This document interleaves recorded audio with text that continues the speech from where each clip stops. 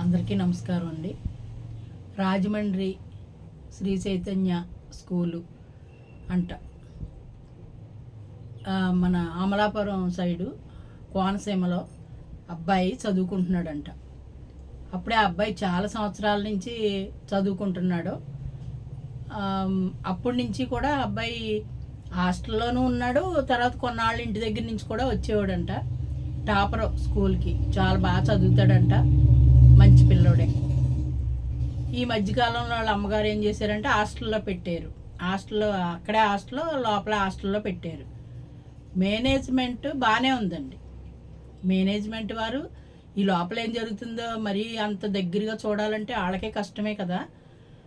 పిల్లలు మీ తల్లిదండ్రులకి చెడ్డ పేరు వస్తుంది, మీరు రేపొద్దున పబ్లిక్లోకి వెళ్తారో, చదువుకున్న వాళ్ళు భవిష్యత్తు పాడైపోతుంది అని లేకుండా మీలో మీకు అంత ఇగో ఇది ఎందుకు వచ్చేస్తుంది, మీరు బాగా చదవట్లేదని మనసు బాధపడి అటువంటి పనులు చేస్తారా? ర్యాగింగ్కి ఒక అర్థం పరమార్థం ఉండాలండి.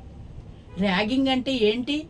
నీతో పాటు చదివేవాళ్ళు వాళ్ళ అమ్మ దగ్గర నుంచి ఇక్కడికి వచ్చి చదువు కోసం అయ్యి ఉండేవాళ్ళు, మీరు అలా ఉండేవాళ్ళు. కలిసిమెలిసి ఉండాలి తప్ప వాళ్ళ జీవితాలతో ఆడుకునేలాగా ఉండకూడదు. ఎందుకంటున్నానంటే ఇప్పుడు సీసీ కెమెరా బద్దలు కొట్టేశారు.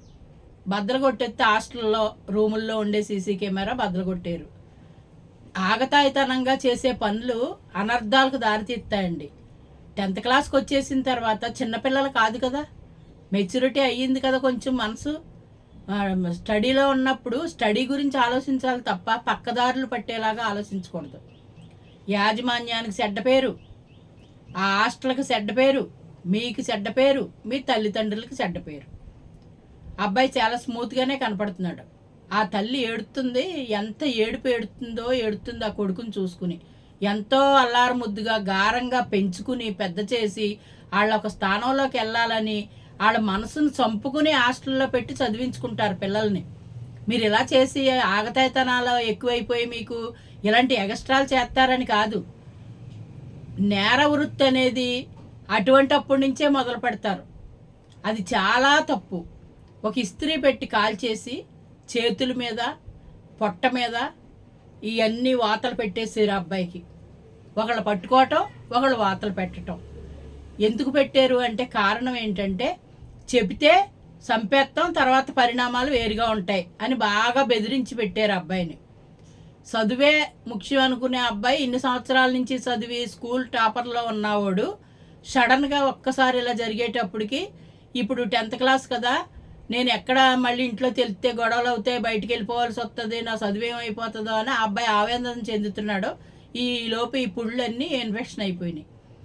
స్కూల్కి వేడి నీళ్ళు పడినాయి అని చెప్పమన్నారు. అలా చెప్పాడు స్కూల్కి. చెప్తే వాళ్ళు ఏం చేశారంటే మెడిసిన్ ఏదో వేసారు, ఇంజక్షన్ చేయించారు, మామూలుగా చూపు ఏదో ఇచ్చారు. అలా అని వీళ్ళు చెప్పమన్నారు. ఈ అబ్బాయి చెప్పాడు. చెప్పకపోతే పనిష్మెంట్ వేరే ఉంటుందని అంటంతో ఇప్పుడు ఈ ఎగ్జామ్స్ అయ్యి ఆగిపోతాయి కదా, నేను ఇక్కడ ఆగిపోతే నా చదువు ఆగిపోద్దని ఆవేదన పెట్టుకున్నాడు. మానసికంగా డిప్రెషన్ అయిపోతున్నాడు. అలా బలవంతంగా పట్టేసుకుని కట్టేసినట్టు మంచం మీద పడేసి ఇస్త్రీ పెట్టితోటి వాతలు పెట్టేశారు. ఆ అబ్బాయి చచ్చిపోతే మీరు తిరిగి తీసుకొచ్చి ఇస్తారా? ఆ అబ్బాయికి ఏదన్నా జరిగితే వాళ్ళ తల్లిదండ్రుల పరిస్థితి ఏంటి? మీకు అమ్మా నాన్న ఉన్నారు కదా, మీ ఇంట్లో కూడా అలాగే ఆవేదన చెందుతారుగా. చదువు కోసం వెళ్ళి ఇలాంటి పనులు ఏంటండి? అసలు పిల్లల్లాగా ఉండాలి కదా. మీ సాటి చదువుకునే కుర్రోడు, మీ స్నేహితుడు, మీరు కలిసి ఉండాలి అంతే తప్ప ఇలాంటి ప్రవృత్తులు మొదలు పెట్టకూడదు. చాలా తప్పు. ఇప్పుడు ఎవరైనా హాస్టల్కి జాయిన్ చేయాలంటే జడిసిపోతారు ఇటువంటివి చూసారంటే. అటు స్కూల్కి చెడ్డ పేరు వచ్చేస్తుంది.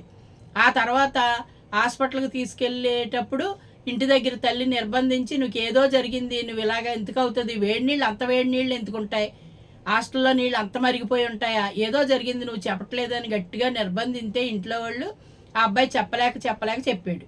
వాళ్ళ అమ్మ నేను మీడియాకి కానీ ఎవరికి ఇవ్వద్దమ్మా, నన్ను ఏమన్నా చేసేస్తారని భయపడిపోతున్నాడు ఆ పిల్లడు. అంటే ఎంత మూర్ఖత్వంగా ఇలా ప్రవర్తించకపోతే అబ్బాయి అంత అడులెత్తిపోయాడు. వాళ్ళ కడకే మీడియాకి అది ఇచ్చారు. హాస్పిటల్లో రాజోల హాస్పిటల్లో పెట్టారు, బయటికి తీసుకొచ్చారు. అబ్బాయికి అవన్నీ చేశారు, ట్రీట్మెంట్ జరుగుతుంది. ఎంత తప్పండి అది. ఏంటండి ఈ పనులు? అప్పుడు యాజమాన్యం పాపం వాళ్ళకి కూడా ముందు తెలియదు కదండి, తర్వాత తెలుసుకుని వాళ్ళు కూడా వెళ్ళి ఏదో మొత్తం మీద ఏం పడుతున్నారు. కానీ తప్పు కదండి. మీతో పాటు చదువుకునేవాడు ఆ వాతలు మీకు పెడితే ఎలా ఉంటుంది? అంటే సీసీ కెమెరా తీసేసి బద్దలు కొట్టేసి ఆ అబ్బాయి మీద నింద మోపేద్దామని ఆ అబ్బాయి బ్యాగ్లో పెట్టారంట. అది ఈ అబ్బాయే చేశాడు అని నిరూపించి అక్కడ పెట్టారు, అదిగో అబ్బాయి దగ్గర ఉందనేసి. నేను ఎరగన మొర్రో అని అంటే అప్పుడు ఇవన్నీ బయటకు వచ్చినాయి. తప్పు వాళ్ళ చేసి నింద ఇంకొకళ్ళ మీద మోపి ఆ నింద భరించే వాళ్ళని పైగా చెయ్యిని నిందకి శిక్ష అనుభవింతుంటే మళ్ళీ ఆడకు వాతలు పెట్టడమా? ఇలాగే వదిలేసి ఊరుకుంటే రేపొద్దున్న అన్న రోజు వాళ్ళు ఎందుకు పనికిరాకుండా పోతారండి. చూడండి ఎంత దారుణం. అసలు నాకు మనసు బాధ అనిపించింది. ఆ తల్లి ఎంత ఏడుతుంది పాపం. ఎవరి పిల్లలైనా ఒకటే కదండి. రేపొద్దున్న అన్న రోజు వెళ్ళాలంటే ఎంత బాధ చెప్పండి.